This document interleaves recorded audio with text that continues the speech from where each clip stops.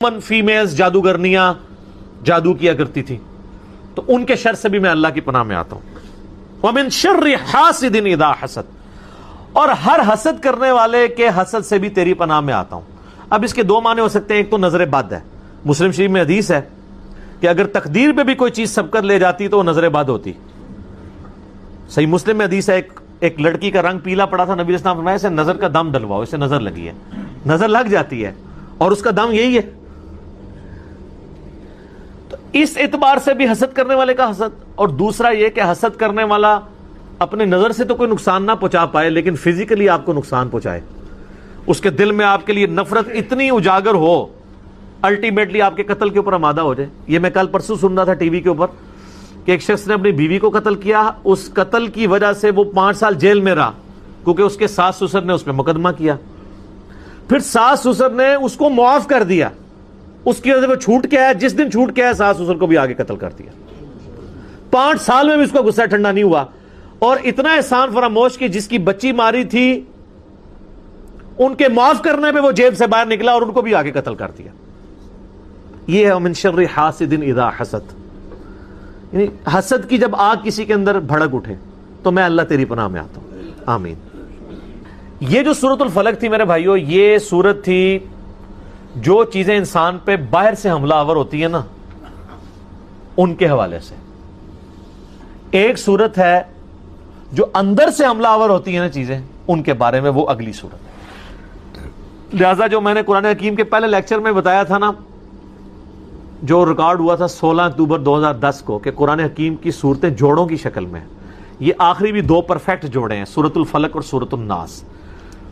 مرد و عورت جوڑا ہے نا، وہ مل کے ایک مشترکہ کمپلیشن کرتے ہیں۔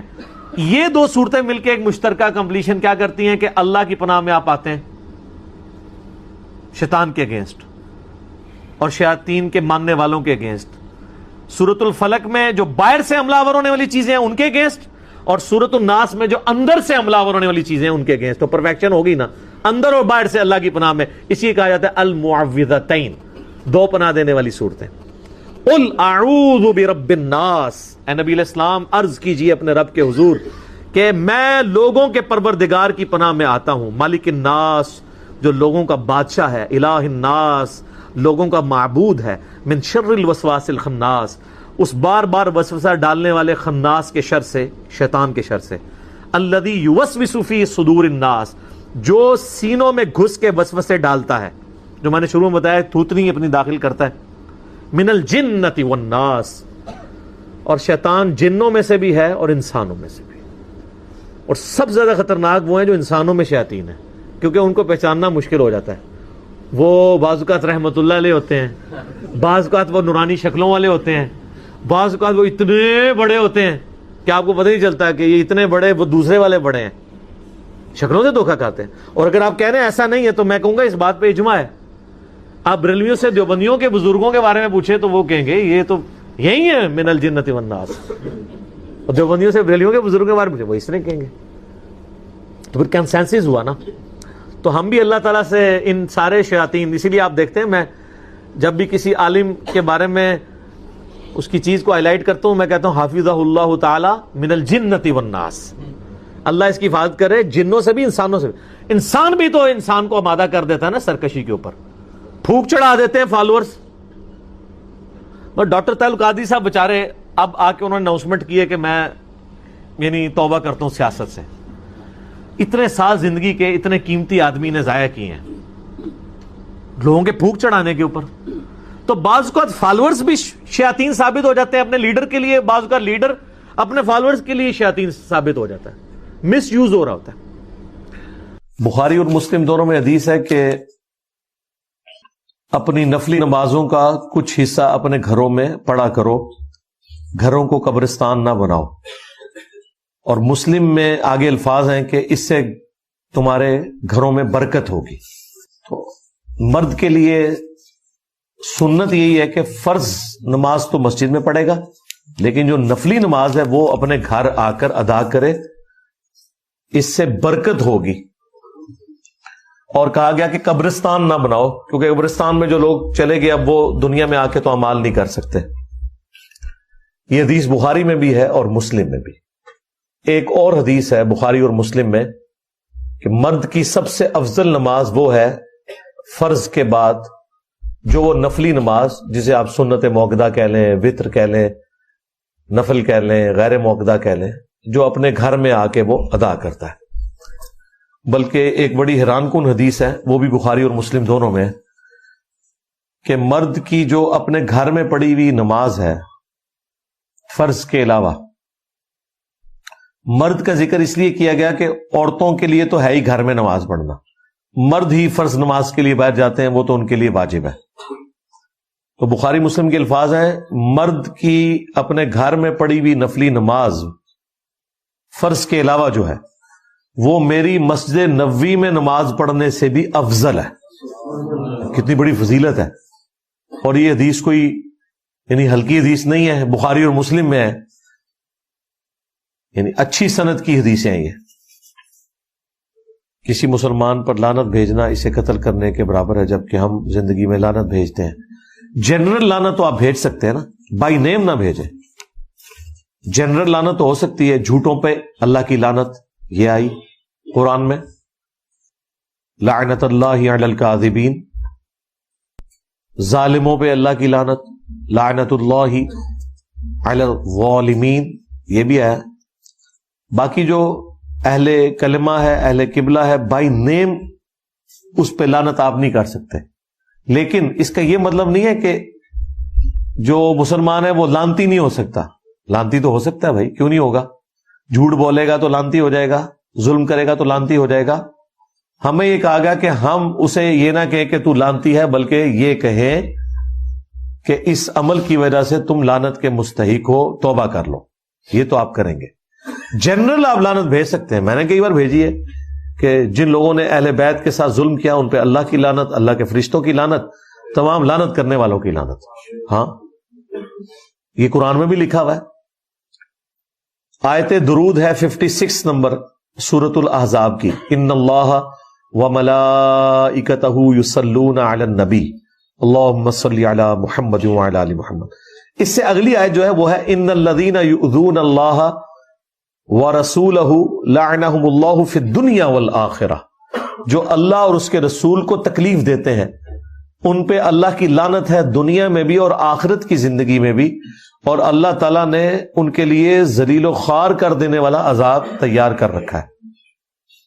دیکھیں یہ اللہ نے آیت کہاں فٹ کی ہے، آیت درود سے اگلی آیت ہے۔ اس میں بھی ایک لطیف سا اشارہ موجود تھا کہ جو محمد اور آل محمد کو تکلیف دینے والے لوگ ہیں، اذیت دینے والے لوگ ہیں، ان پہ اللہ تعالیٰ نے پہلے ہی لعنت فرما دی ہوئی ہے، کیونکہ اللہ رسول کو اذیت دے رہے ہیں نا۔ دیکھیں نبی علیہ السلام کے نواسے کو تکلیف دینا رسول اللہ کو اذیت دینا ہے، تو ملعون ہے جنرل، لیکن کسی کا نام لے کے اس کے اوپر لعنت کرنا یہ معاملہ ایک الگ ہے۔ میں اگر وصیت کر کے مرتا ہوں کہ میرا کل 40واں وغیرہ نہ کروایا جائے، لیکن پھر بھی میرے گھر والے کروائیں، تو وہ کیسا عمل ہوگا؟ اس کا وبال ان کے اوپر ہوگا، آپ بری الذمہ ہیں۔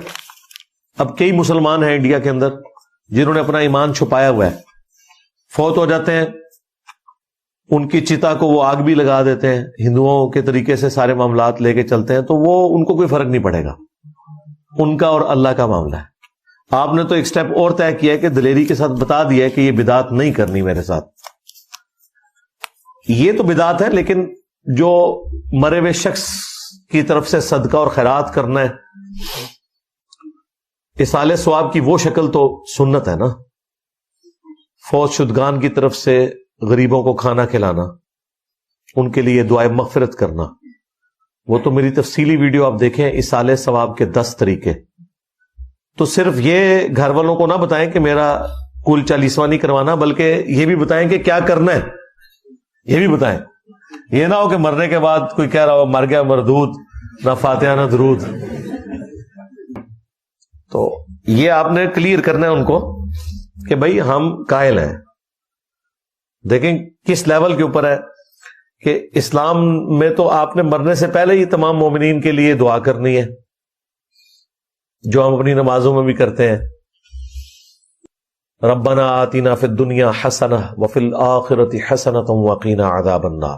اے اللہ ہمیں دنیا میں بھی بھلائیاں عطا فرما اور آخرت میں بھی بھلائیاں عطا فرما، اور سب سے بڑی بھلائی ہے کہ ہمیں جہنم کے عذاب سے بچا لے، آمین۔ پھر سورۃ الحشر کی آیت نمبر 10 میں آیا کہ اہل ایمان کی نشانی ہے کہ وہ دعا کرتے ہیں ربنا اغفر لنا ولاخواننا الذین سبقونا بالایمان، اے اللہ ہمیں بھی بخش دے اور ہم سے پہلے جتنے لوگ ایمان کی حالت میں گئے ہیں انہیں بھی بخش دے، اور ہمارے دلوں میں ان کے لیے کوئی میل باقی نہ رکھ۔ تو مرنے کے بعد ان کے لیے دعا کرنا، اس کا تو قرآن نے حکم دیا ہے ہمیں۔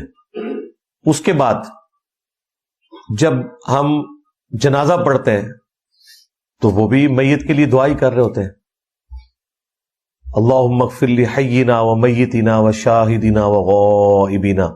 زیادہ تر دعائیں تو زندوں کے لیے اس میں، زندوں کے لیے بھی اور فوت شدگان کے لیے۔ نماز جنازہ خود ایک دعا کی فارم ہے، وہ اللہ تعالیٰ نے اوبلیگیٹری رکھ دی ہے۔ بخاری مسلم میں حدیث ہے مسلمان پہ 5 حق ہیں، ان میں سے ایک حق یہ ہے کہ وہ جب مر جائے اس کا جنازہ پڑھنا ہے۔ تو یہ بھی اصالہ ثواب کا ایک ذریعہ ہے، حتیٰ کہ مسلم شریف میں حدیث ہے جس کے جنازے میں 40 ایسے لوگ شریک ہوں جو شرک نہ کرتے ہوں، اللہ تعالیٰ ان کی شفاعت اس شخص کے حق میں قبول کر لے گا، یعنی اس کی بخشش ہو جائے گی۔ مرنے کے بعد مردے کو نفع پہنچانے کے لیے سب کچھ کیا جا رہا ہوتا ہے نا، تو اس کی اعلیٰ ترین شکلیں یہ ہیں دعا کرنا، جنازہ پڑھنا۔ پھر ابو داؤد میں حدیث ہے جب اپنے بھائی کو دفنا چکو تو قبر پہ کھڑے ہو کر قبر کے سوالات میں استقامت کے لیے اس کے حق میں دعا کرو، یہ بھی دعا ہے۔ اور پھر پوری زندگی جب بھی آپ نے قبرستان جانا ہے تو مسلم شریف میں دعا ہے السلام علیکم اہل الدیار من المؤمنین والمسلمین وَإِنَّا إِن شَاءَ اللَّهُ بِكُمْ لَلَاحِقُونَ نَسْأَلُ اللَّهَ لَنَا وَلَكُمُ الْعَافِيَةَ۔ اس میں بھی دیکھیں زندوں کے لیے بھی دعا ہے، مردوں کے لیے بھی دعا ہے۔ تو مسلمان کی تو پوری زندگی دعا سے، اصالہ ثواب سے عبارت ہے۔ تو وہ اصالہ ثواب کے 10 طریقے آپ میری ویڈیو دیکھیں، میں نے تفصیل کے ساتھ اس کے اوپر دلائل پیش کیے ہیں۔ عیدی سینٹر یا کسی ادارے سے بچہ گود لینا جس کے والدین کا نہ پتہ ہو، اس کے بارے میں کیا حکم ہے؟ اگر اس کو قانونی طور پر گارڈین کی طرح لیا جائے، ٹھیک ہے گارڈین ہی پھر لکھوائیں، والد کا نام نہیں ہوگا،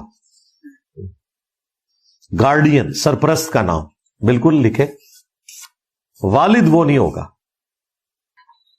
بعض اوقات ایسا ہوتا ہے کہ کوئی عورت اپنے خاوند کے مرنے کے بعد کسی اور مرد سے شادی کرتی ہے تو شرعی اعتبار سے وہ جو دوسرا مرد ہے وہ اس کے پہلے خاوند کی اولاد کا بھی باپ بن جاتا ہے، والد نہیں بنے گا، باپ بنے گا، ابھی چچا کے لیے بھی آ جاتا ہے۔ لیکن ظاہر ہے کہ ہمارے اردو لینگویج کے اندر تو یہ رسک نہیں لینا چاہیے کہ باپ کے نام میں رکھ دیا جائے، ویسے عموماً شناختی کارڈ میں والد کا نام ہی لکھا ہوتا ہے۔ تو آپ کی والدہ نے جس نئے ہسبینڈ سے شادی کی ہے وہ آپ کا باپ تو ہے، ستیلا باپ کہہ لیں یا صرف باپ کہہ لیں، والد نہیں ہے، کیونکہ بگوٹن رشتہ نہیں ہے۔ جس سے آپ کی ولدیت والا ایشو ہے وہ وہی باپ ہے جس سے آپ پیدا ہوئے ہیں۔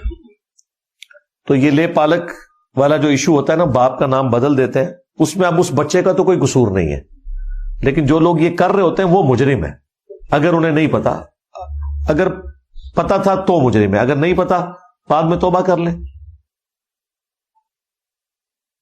بخاری مسلم میں حدیث ہے کہ جس نے اپنے باپ کا نام بدلا اس پہ جنت حرام ہے۔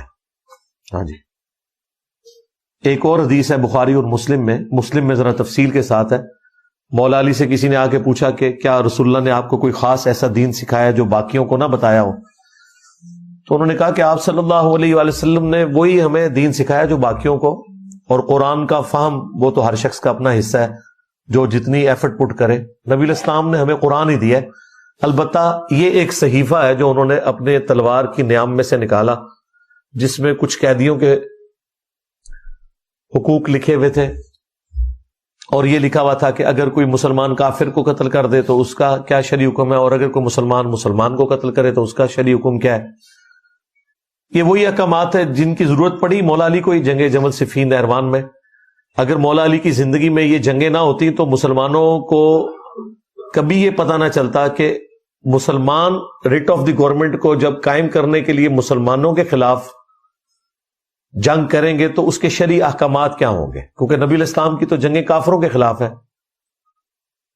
اسی طریقے سے حضرت ابوبکر عمر عثمان کے دور میں بھی کافروں کے خلاف جنگیں لڑی گئی ہیں. حضرت ابوبکر کے دور میں جو تھے مسلمان وہ منکرین زکوٰۃ، لیکن پھر وہ دوسری ایکسٹریم پہ چلے گئے، وہ بھی بہرحال حق اسلام کے انکار کی وجہ سے الٹیمیٹلی کفر کی طرف اپنے آپ کو لے گئے، بولے اعوذ باللہ تعالی. لیکن جو پیورلی ایک مسلمان تھے وہ تو جنگ جمل صفین والے تھے، نہروان والے خوارج بھی بہرحال قانوناً تو مسلمان تھے ہی، اہل قبلہ تھے، اہل کلمہ تھے. تو حضرت علی کو وہ اس نیام میں وہ ساری نصیحتیں نبی علیہ السلام نے لکھوائی تھی. اس میں ایک نصیحت یہ تھی کہ جو شخص مدینے میں بدعت جاری کرے اس پہ اللہ کی لعنت، اللہ کے فرشتوں کی لعنت، تمام لعنت کرنے والوں کی لعنت. اور حدیث میں بیان کر دوں یہاں پر اسی کانٹیکسٹ میں. سنن ابی داؤد کے اندر صحیح سند سے حدیث ہے، مشکات میں بھی آپ کو دوسری جلد میں مل جائے گی. اللہ تعالیٰ کے جو اسماء اور ناموں کے اعتبار سے اسماء اعظم جو اللہ کے بڑے نام ہیں، جن کی وجہ سے اگر اللہ کی طرف رجوع لایا جائے تو دعا کی قبولیت ہوتی ہے، اس حوالے سے سنن ابی داؤد میں ایک حدیث ہے کہ نبی صلی اللہ علیہ وآلہ وسلم نے فرمایا کہ اللہ تعالیٰ کے جو اسماء اعظم ہیں، جسے ہم یہ اسم اعظم بھی کہتے ہیں، وہ قرآن حکیم کی 2 آیات کے اندر ہیں. ایک سورۃ البقرہ کی اور ایک سورہ آل عمران کی. سورۃ البقرہ کی آیت ہے وَإِلَٰهُكُمْ إِلَٰهٌ وَاحِدٌ لَا إِلَٰهَ إِلَّا هُوَ الرَّحْمَٰنُ الرَّحِيمُ. اب اس میں ظاہر ہے پتہ چل گیا کون سے اسماء ہیں. اللہ آ گیا، الرحمن الرحیم، لا الہ الا اللہ بھی آ گیا. اور پھر آپ علیہ السلام نے آل عمران میں شروع کی آیات تلاوت کی، الف لام میم اللہ لا الہ الا هو الحی القیوم. تو الحی اور القیوم یہ بھی اسماء اعظم میں سے ہے، اور حروف مقطعات بھی اس کے اندر آ گئے. جامعہ ترمذی میں ایک حدیث ہے 593 نمبر انٹرنیشنل نمبر کے مطابق، ایک شخص نے دعا میں جلدی کی اور اللہ تعالیٰ کی حمد کے بغیر ہی دعا کرنی شروع کر دی اور درود شریف بھی نہیں پڑھا. تو نبی صلی اللہ علیہ وآلہ وسلم نے فرمایا کہ اس سائل نے جلدی کی. پھر آپ نے بلا کے اس سے فرمایا کہ جب بھی تم اللہ سے دعا کرو پہلے اس کی حمد کرو، اس کے بعد مجھ پر درود پڑھو اور پھر اللہ سے مانگو. اتنے میں ایک اور شخص آیا، اس نے خود بخود یہی عمل کیا. وہ ابن مسعود تھے رضی اللہ تعالیٰ عنہ. تو نبی علیہ السلام نے فرمایا سل تعطا، سل تعطا، تو مانگ تجھے دیا جائے گا، تو مانگ تجھے دیا جائے گا. تو دعاؤں کا پروٹوکول یہ ہے کہ جب بھی آپ دعا کریں پہلے اللہ کی حمد بیان کرنی ہے، اور حمد میں اسماء اعظم اس کے، اور اس کے بعد درود شریف. تو کوشش کریں کہ آپ یہ 2 آیات یاد کریں. سنن ابی داؤد کے اندر اسماء اعظم جو ہے وہ موجود ہیں، مشکات کے اندر بھی یہ 2 آیات یاد کر لیں. ایک تو حدیث میں اس کا ذکر آ گیا، دوسرا قرآن کے اندر یہ موجود ہے وَإِلَٰهُكُمْ إِلَٰهٌ وَاحِدٌ لا الہ الا هو الرحمن الرحیم. یہ سورۃ البقرہ اور سورہ آل عمران. الف لام میم اللہ لا الہ الا هو الحی القیوم. تو ان 2 صورتوں کے اندر نبی علیہ السلام فرمایا کہ اللہ تعالیٰ کے اسماء اعظم موجود ہیں. تو یہ آپ پڑھ لیں، اس کے بعد آپ درود شریف پڑھ کے تو دعا مانگیں. اس کے علاوہ بھی آپ جتنے اسماء اعظم ہیں، جیسا کہ سورۃ الحشر کی آخری 3 آیات ہیں واللہ الذی لا الہ الا ہو، وہ سارے اللہ تعالیٰ کے تعریفی کلمات اس کے اسماء اعظم ہیں. وہ جس کو یاد ہیں وہ پڑھ کے اس کے بعد درود شریف پڑھ کے دعا مانگے. تو یہ دعا کا ایک پروٹوکول اور ایک طریقہ ہے. اعوذ باللہ من الشیطان الرجیم، بسم اللہ الرحمن الرحیم. الف لام میم حروف مقطعات ہیں. اللہ اور اس کے محبوب صلی اللہ علیہ وآلہ وسلم کے درمیان یہ کوڈ ورڈز ہیں. اللہ لا الہ الا هو الحی القیوم. اللہ ہی ہے کہ جس کے سوا کوئی معبود نہیں، وہ الحی ہے اور القیوم ہے. الحی وہ ہستی ہے جو خود سے زندہ ہو. کائنات میں ایک ہی ہستی ہے جو خود سے زندہ ہے، باقی سب کی زندگی ادھار ہے، مستار ہے، چاہے کوئی فرشتہ ہو، کوئی پیغمبر ہو، کوئی جن ہو، کوئی عام انسان ہو، کوئی جاندار ہو، کوئی بے جان ہو، ہر ایک کی زندگی ادھاری ہے، اللہ کے دینے پر ہے. جب تک وہ چاہے گا رہے گی، جب وہ چاہے گا ختم کر دے گا. کل نفس ذائقۃ الموت، ہر جان نے موت کا مزہ چکھنا ہے. سارے فرشتوں نے مرنا ہے، سارے پیغمبروں نے مرنا ہے، سارے جنات نے مرنا ہے، سارے انسانوں نے مرنا ہے. یہ موت ہر مخلوق کی ڈیسٹنی ہے، یہ تقدیر میں چیز طے ہے. اللہ ایک ہستی ہے جسے موت نہیں آنی. اسی لیے اگر زندگی کا لفظ کسی پر بولا جائے تو صرف اللہ ہی ہے. الحی، خود سے زندہ، اور القیوم، قائم رکھنے والا. ساری کائنات اس کی وجہ سے قائم ہے. اس کا اگر امر پیچھے سے ہٹ جائے تو کوئی بھی چیز اپنی جگہ پرفارم نہیں کر سکتی. اللہ تعالیٰ چاہے گا تو آگ گرم کرے گی، نہیں چاہے گا تو ابراہیم پہ دیکھیں ٹھنڈی ہوگی. تو آگ کچھ نہیں کر سکتی. اصل میں جو اللہ تعالیٰ نے اس کے اندر خاصیت رکھی ہے، جب تک اللہ چاہے گا کہ وہ ایگزیکیوٹ ہو تو ہوگی، ادروائز نہیں. یہ ہے القیوم. اللہ نے ہر چیز کو تھاما ہوا ہے، خود سے زندہ ہے اور ہر چیز کو تھامے ہوئے ہے. تو اسی لیے دیکھیں نبی علیہ السلام نے جو میں نے ابو داؤد کی حدیث بتائی کہ اللہ کے اسماء اعظم میں سے ہے الحی القیوم، یہ والی آیت بھی آپ نے تلاوت کی. وَإِلَٰهُكُمْ إِلَٰهٌ وَاحِدٌ لَا إِلَٰهَ إِلَّا هُوَ الرَّحْمَٰنُ الرَّحِيمُ الف لام میم اللہ لا الہ الا هو الحی القیوم. اسی طریقے سے جامعہ ترمذی میں ایک حدیث ہے، اس کی سند کمزور ہے لیکن اس کی صحیح سند المستدرک للحاکم میں موجود ہے اور سنن نسائی الکبریٰ کے اندر موجود ہے. عمل الیوم واللیلہ، صبح شام کے اذکار والے چیپٹر کے اندر، کہ نبی علیہ السلام نے اپنی بیٹی فاطمہ سے فرمایا تھا اے میری بیٹی مجھ سے لے لے اور صبح شام اس کو پڑھا کر. یا حی یا قیوم برحمتک استغیث اصلح لی شأنی کلہ ولا تکلنی الی نفسی طرفۃ عین. اے خود سے زندہ ہر چیز کو تھامنے والے، میں تیری رحمت کے ساتھ تیری مدد کا سوال کرتا ہوں. اصلح لی شأنی کلہ، میرے تمام کاموں کو سنوار دے. ولا تکلنی الی نفسی طرفۃ عین، اور مجھے پلک جھپکنے کے برابر بھی میرے نفس کے سپرد نہ کرنا، تو ہی مجھے سنبھالنا. تو اس میں بھی یا حی یا قیوم کا وظیفہ آ گیا. یہ بھی اللہ تعالیٰ کے اسماء اعظم میں سے. یعنی جسم کا پاک ہونا، کپڑوں کا پاک ہونا، جس جگہ پر آپ نماز پڑھ رہے ہیں اس کا پاک ہونا، اسی طریقے سے وضو غسل کا اہتمام کرنا، اس پہ میں بتا چکا. مسئلہ نمبر 42 ہم ریکارڈ کروا چکے ہیں، 2.25 گھنٹے کی گفتگو، اس ڈیٹیل میں آج جانے کی ضرورت نہیں. دوسری چیز صحیح بخاری اور صحیح مسلم کی متفق علیہ حدیث ہے کہ آپ صلی اللہ علیہ وسلم نے فرمایا کہ اعمال کا دار و مدار نیتوں پر ہے. نیت کے بغیر نماز درست نہیں ہے، کوئی بھی عمل درست نہیں. لیکن نیت زبان سے نہیں کرنی ہوتی. تو اب صرف کیا نماز کی نیت ہوتی ہے؟ وضو جب ہم کرتے ہیں اس کے لیے بھی نیت ضروری ہے. تو کیا ہم نیت کرتے ہیں نیت کرتا ہوں عشاء کے نماز کے وضو کی؟ کسی نے کی ہے کبھی؟ یا نیت کرتا ہوں اس استنجے کی جو میں اب عشاء کی نماز کے لیے کرنے جا رہا ہوں؟ کبھی نہیں کرتے. نماز کے لیے الفاظ کیوں آئے؟ تو یہ علماء نے خود ڈیوائز کیے ہیں، خام خواہ امت کے اندر یہ چیز ایڈ کی. نیت دل کے ارادے کا نام ہے. آپ جب گھر سے چل پڑے آپ کی نیت ہوگی، زبان سے اس کو دہرانا نبی صلی اللہ علیہ وسلم سے، نہ صحابی سے، نہ کسی تابعی سے ثابت ہے. لہٰذا اس کو یہ بات کہنے میں آر نہیں اور اس کو برا نہ مانیے گا.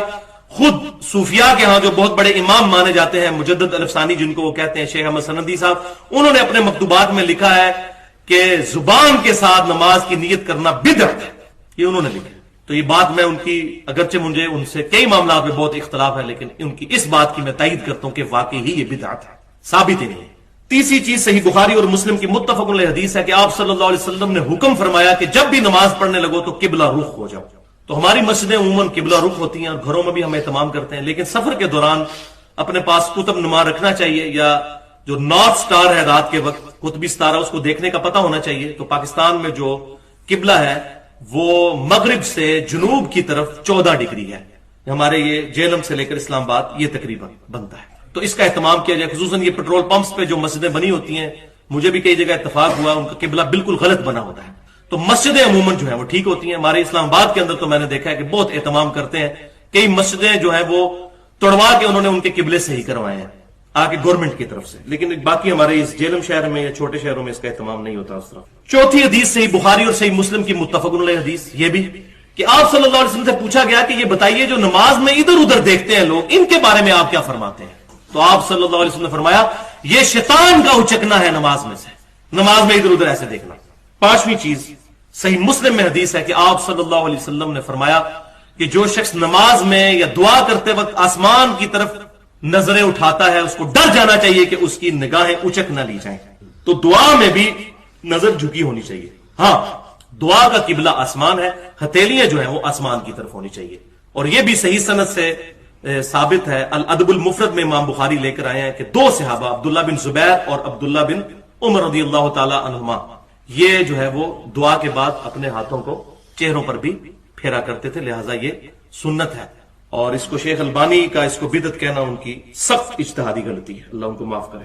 چھٹی چیز سنن نبی داؤد اور مسند امام احمد میں ہے کہ آپ صلی اللہ علیہ وسلم نے فرمایا کہ جس کا کپڑا ٹخنوں سے نیچے لٹک رہا ہو اللہ تعالیٰ اس کی نماز قبول نہیں کرتا. تو نماز کے پروٹوکول میں تو لازمی ٹخنے ننگے کرنے چاہیے, لٹک نہ رہا ہو. جرابیں بھی ٹخنوں کو کور کرتی ہیں لیکن اس میں لٹکنے کے الفاظ ہیں, یعنی تحمد یہ شلوار یہ لٹک جو اوپر سے نیچے لٹک رہی ہوتی ہے. تو یہ ٹخنے ننگے ہونے چاہیے نماز میں. نماز کے علاوہ بھی سنت ہے لیکن نماز میں تو پرٹیکولر کریں. اچھا, یہ جو میں نے مسلم شریف کی حدیث بیان کی تھی کہ آسمان کی طرف نظر اٹھانے سے آپ صلی اللہ علیہ وسلم نے نماز میں منع فرمایا, تو اس میں ہی یہ بات امپلائیڈ ہے کہ نماز کے دوران اگر کوئی بندہ کنسنٹریشن کے لیے آنکھیں بند کر کے نماز پڑھتا ہے تو یہ بھی جائز ہوگا, کیونکہ اس کی ممانعت آپ صلی اللہ علیہ وسلم نے کوئی نہیں فرمائی. جس چیز کو منع کرنا تھا اس کو منع فرما دیا. اور ساتھ ہی ساتھ اس بات کا بھی خیال رکھیں کہ نماز کے اندر ایک چیز جو ہے وہ پرٹیکولر ملتی ہے جس پہ پوری امت کا اجماع ہے, اور امام بہیقی کی جو الخلافیات کتاب ہے اس میں بھی صحیح سند کے ساتھ سیدنا عمر سے ہے کہ نمازی جو ہے وہ قیام کی حالت میں اپنی آنکھیں جو ہے وہ سجدے والی جگہ پر مرکوز کرے گا. تو یہ حدیث نہ بھی ہو تب بھی امت کا عملی تواتر اور اجماع بہت بڑی دلیل ہے. خبر واحد سے بڑی دلیل امام شافعی نے فرمایا کہ اگر ایک حدیث ایک سند سے آ رہی ہو اس سے بڑی جو مضبوط چیز ہے وہ امت کا اجماع ہے, اجماع کو لیا جائے گا. تو یہ امت پوری کا اجماع ہے کہ نماز میں سجدے والی جگہ پر جو ہے وہ نظر رکھنی چاہیے. اہل سنت اہل تشیع دونوں کا اس پر اتفاق ہے. ساتویں چیز اس بات پر بھی اجماع ہے کہ عورتیں جو ہیں نماز کے دوران اگر کہیں علیحدہ نماز پڑھ رہی ہیں تو اپنا چہرہ اور اپنے دونوں ہاتھ کلائی تک اور اپنے پاؤں جو ہے وہ ننگے رکھ سکتی.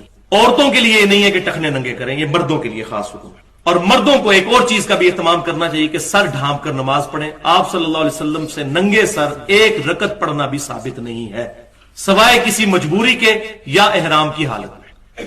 یہ بات الگ ہے کہ سر ڈھانپنا نماز کا حصہ نہیں ہے, لیکن ہمیں نماز میں جیسے کہ سورۃ الاعراف میں آتا ہے کہ اللہ کی مسجدوں میں زینت کے ساتھ آؤ, تو نبی صلی اللہ علیہ وسلم کی شکل مبارک کی نقل اتارنا یہ سب سے بڑی زینت ہے.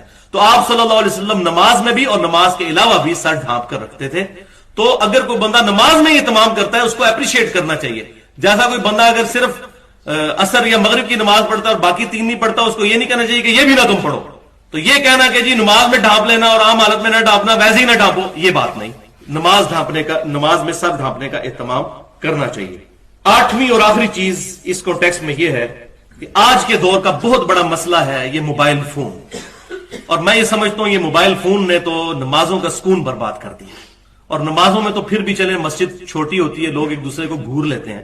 آپ کو اگر حرمین شریفین میں حاضری کا موقع ملے تو وہاں بڑی کوفت ہوتی ہے کہ طواف کعبہ کے دوران اتنے فون بجتے ہیں کہ ان کو آپ روکنا ہی ناممکن ہے. طواف کا مزہ خراب کرتی ہے. اور لوگ فون سن بھی رہے ہوتے ہیں, خالی جو ہے وہ بیل نہیں چل رہی ہوتی, سن بھی رہے ہوتے ہیں. تو اتنی بڑی نحوست پڑ چکی ہے کہ ہم لوگ کنسنٹریشن کے ساتھ نماز میں بھی موبائل کو سائلنٹ پہ لگانے کے لیے تیار نہیں. ہم نے کیا کمٹمنٹ اپنے رب کے لیے شو کرنی.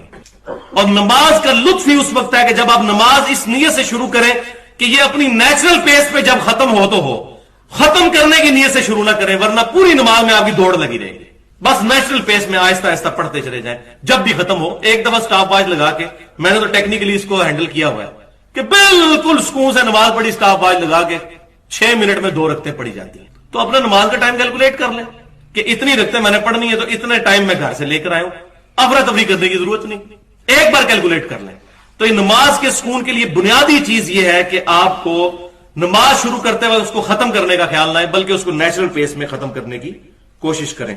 और आप सल्लल्लाहु अलैहि वसल्लम की हदीस भी मुस्नद इमाम अहमद की याद रखिए कि आप सल्लल्लाहु अलैहि वसल्लम ने फरमाया, और ये इमाम हाकिम ने भी नकल की है, कि सबसे बुरा चोर वो है जो नमाज का चोर है।